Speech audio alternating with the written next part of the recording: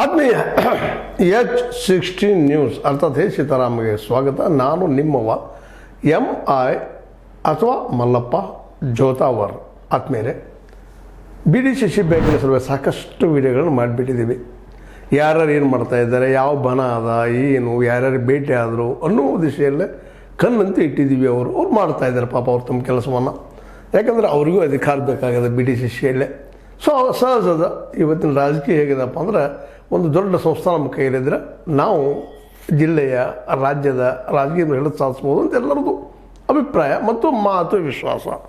ಹೀಗಾಗಿ 18 ಶಾಸಕರು ಮತ್ತು MLCಗಳು ಇದನ್ನು ತಮ್ಮ ಕಬ್ಜೆಯಲ್ಲಿ, ಅದು ಅಟ್ಲೀಸ್ಟ್ ತಮ್ಮ ಕ್ಷೇತ್ರಗಳನ್ನಾದರೂ ತಮ್ಮ ಕಬ್ಜೆಯಲ್ಲಿ ತಾವು ಹೇಳಿದಂಗೆ ನಡೆಯುವಂಗೆ ಮಾಡ್ಕೊಳ್ಳೋ ಪ್ರಯತ್ನ ಅಂತ ನಿಶ್ಚಿತವಾಗಿ ಎಲ್ಲರೂ ಮಾಡ್ತಾ ಇದ್ದಾರೆ. ಅದರಲ್ಲಿ ಎರಡು ಮಾತಿಲ್ಲ. ಇದರಲ್ಲಿ ಯಾರು ಹೆಚ್ಚಿಲ್ಲ, ಯಾರು ಕಡಿಮೆ ಇಲ್ಲ. ಎಲ್ಲರೂ ತಮ್ಮ ಏನು ಸಾಧ್ಯದಪ್ಪ ತಮ್ಮ ಅಧಿಕಾರ ಪಡ್ಕೊಳ್ಳೋಕ್ಕೆ. ಇದು ಒಂದು ಮಗ್ಗಲದ್ದು. ಇದು ಇವತ್ತು ಜಾರಕಿಹೊಳಿ ಅವರ ಮತ್ತು ಜೊಲ್ಲೆ ಅವ್ರ ಗುಂಪಾಗಿರ್ಬೋದು, ಇನ್ನೊಂದು ಕತ್ತಿ ಮತ್ತು ಬಿ ಪಾಟೀಲ್ ಆಗಿರ್ಬೋದು, ಮತ್ತೊಂದು ಲಕ್ಷ್ಮೀ ಹೆಬ್ಬಾಳ್ಕರ್ ಮತ್ತು ಲಕ್ಷ್ಮಣ್ ಸವದಿ ಅವ್ರದ್ದಾಗಿರ್ಬೋದು. ಒಟ್ಟಿನಲ್ಲೇ ಇವೇನು ಬನಗಳಾಗ್ತಾ ಇದ್ದಾವೆ. ಇವರೆಲ್ಲರೂ ಇವತ್ತು ತಾವು ಯಾವ ರೀತಿಯಾಗಿ BDCC ಬ್ಯಾಂಕನ್ನು ತಮ್ಮ ಕಂಟ್ರೋಲ್ಗೆ, ತಮ್ಮ ಒಂದು ಸುಪರ್ದಿಗೆ ತಗೊಳ್ಬೇಕಂತ ಯೋಚನೆ ಮಾಡಿ ಆ ದಿಶೆಯಲ್ಲಿ ತಮ್ಮ ಪ್ಲ್ಯಾನ್ಸ್ಗಳನ್ನು ಹೆಣಿತಾ ಇದ್ದಾರೆ. ಅದರಲ್ಲಿ ಯಾರು ಸೋಲ್ತಾರೋ ಯಾರು ಗೆಲ್ತಾರೋ ಅವ್ರಿಗೆ ಬಿಟ್ಟಿದ್ದಾರೆ. ಅದಿಲ್ಲಿ ಮುಖ್ಯ ಅಲ್ಲ. ಇಲ್ಲಿ ಮುಖ್ಯ ಇರೋದು BDCC ಬ್ಯಾಂಕಿನ ಜೊತೆಗೆ ಸಂಪರ್ಕ ಇರುವಂಥ ರೈತ ಮತದಾರರು ಎಲ್ಲ ಸಹಕಾರ ಸಂಘಗಳದ್ದಿರ್ಬೋದು, ಯಾವುದೇ ಇರ್ಬೋದು, ಎಲ್ಲ ಮತದಾರ ಮಾತ್ರ ಇವತ್ತು ನೀವೇನು ಯೋಚನೆ ಮಾಡ್ತಾ ಇದ್ದೀರಿ ಅನ್ನೋದು ಇಲ್ಲಿ ಮುಖ್ಯ ಅದ.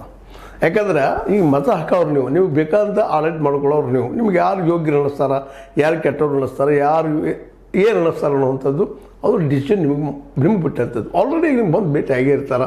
ನಾವೇನು ಮಾಡಬಲ್ಲಿವು, ನಿಮ್ಗೇನು ಕೊಡ್ತೀವಿ ಬಿಡ್ತೀವಿ ಆಶ್ವಾಸನೆ ನಮ್ಮ ದೇಶದಲ್ಲಿ ಸಾಕಷ್ಟು ಕೊಡ್ತಾರೆ ರಾಜಕಾರಣಿಗಳು. ಅದಕ್ಕಾಗಿ ಮ್ಯಾನಿಫೆಸ್ಟೋ ಮಾಡ್ತಾರೆ, ಗ್ಯಾರಂಟಿ ಮಾಡ್ತಾರೆ, ಮತ್ತೇನೋ ಮಾಡ್ತಾರೆ. ಅಂದರೆ ಒಟ್ಟಾರೆಯಾಗಿ ಅಧಿಕಾರ ನಮ್ಮ ಕೈ ನೋಡಬೇಕು ಅನ್ನೋದಕ್ಕೆ ಅವ್ರು ಏನೇನು ಸಾಹಸ ಮಾಡಬೇಕಾಗಿತ್ತು ಎಲ್ಲ ಮಾಡ್ತಾರೆ.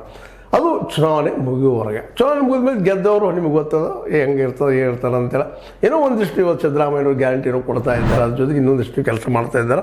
ಅದೇ ರೀತಿ ಸೆಂಟ್ರಲ್ದಲ್ಲೂ ಅವ್ರು ತಮಗೆ ತಿಳಿದು ತಮ್ಮ ಕೆಲಸ ಮಾಡ್ತಾ ಇದ್ದಾರೆ. ಆದರೆ ಇಲ್ಲಿ ರೈತರಿಗೆ ನಿಮಗೆ